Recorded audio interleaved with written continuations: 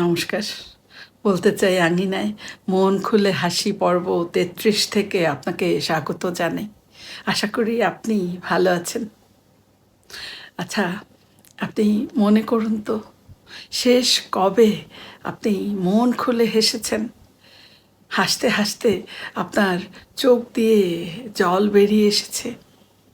আপনি মনে করুন তো কবে এটা হয়েছে?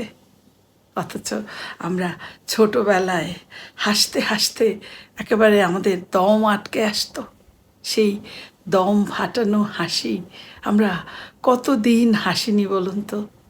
আর এই হাসি এটা আমাদের শরীরের জন্য কত প্রয়োজনীয় সেটা আমরা সকলেই জানি। আর এই জানাটা, এই প্রয়োজনীয়তাটার কথা চিন্তা করেই মূলত আমি এই বলতে চাই আঙিনায় শুক্রবারে এই মন খুলে হাসির পর্বটি শুরু করেছি। তারই ধারাবাহিকতায় আজকে ৩৩তম পর্ব। আমি বিশ্বাস করি যদি আমি একজন মানুষকেও হাসাতে পারি তাহলেও আমার এই প্রচেষ্টা সার্থক হবে। চলুন দেরি না করে আমরা চলে যাই মূল পর্বে। আমার আজকের প্রথম নিবেদন। দুই মাতাল রাস্তা দিয়ে যাচ্ছে। তো এক মাতাল অন্য মাতালকে বলছে, আচ্ছা দোস্ত, ওই যে আকাশ দিয়ে যে বিমানটা উড়ে যাচ্ছে, এত বড় বিমান রং করে কিভাবে? তো দ্বিতীয় মাতাল উত্তর দিচ্ছে, তুই একটা বলদ, এটাও জানিস না? বিমান আকাশে উঠে যখন ছোট হয়ে যায় তখন রং করে। দ্বিতীয় নিবেদন। মাঝরাতে এক বন্ধুকে ফোন করে অন্য বন্ধু বলছে, দোস্ত ঘুমাচ্ছিস? এবার দ্বিতীয় বন্ধু ঘুমের মধ্যে উত্তর দিচ্ছে, ঘুমাচ্ছিলাম। এবার প্রথম বন্ধু বলছে, ঠিক আছে তাহলে ঘুমা। কেমনটা লাগে বলুন তো, এই যদি ওদের মধ্যরাতের কথোপকথন হয়। তৃতীয় নিবেদন। ঝন্টুকে মন্টু বলছে, শুনলাম ৩ দিন আগে তোর বউকে নাকি সাপে কামড়েছে। এবার ঝন্টু উত্তর দিচ্ছে, ঠিকই শুনেছিস, তবে আমার কি মনে হয় জানিস? আমার মনে হয় সাপটার বোধহয় বিষ ফুরিয়ে এসেছিল আর তাই রিফিল করতে এসেছে। এই গল্পে একটি শিক্ষণীয় বিষয় আছে, সেটি বলতে চাই আমি। আসলে সাপটি ভুল জায়গায় গিয়েছিল।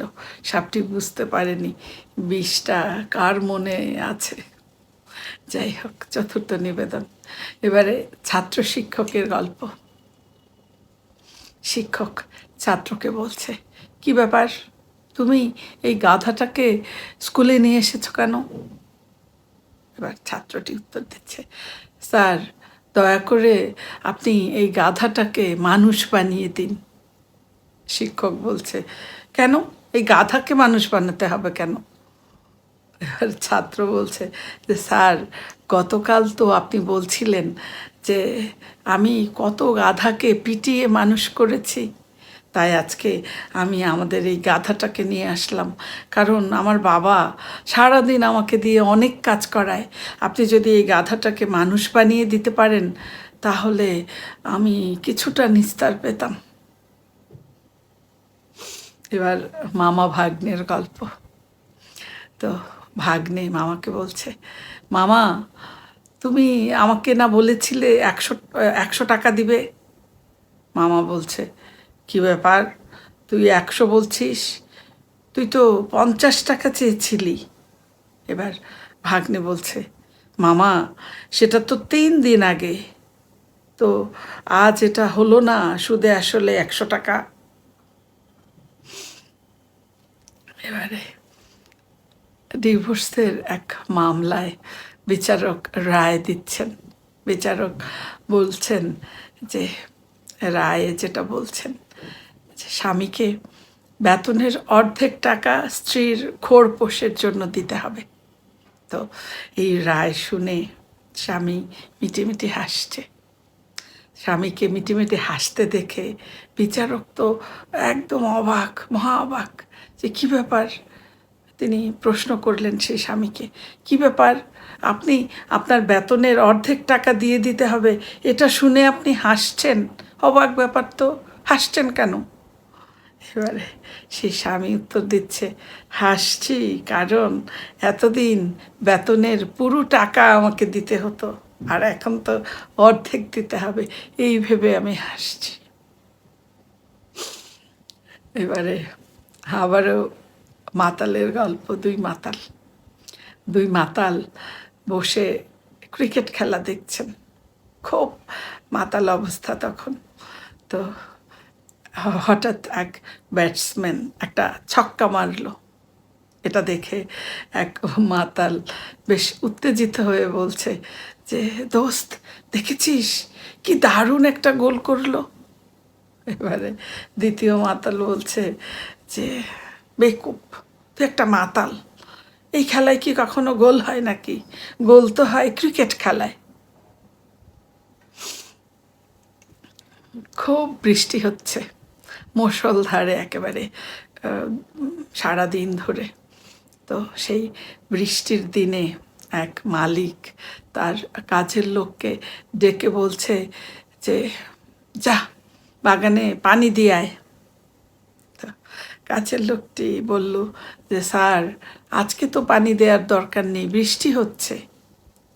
এবারে মালিক বেশ রেগে গিয়ে বলছে যে, একদম ফাঁকিবাজি করবি না, ফাঁকিবাজির জায়গা পাস না, না বৃষ্টি হয়েছে তো কি হয়েছে, যা ছাতা নিয়ে যা।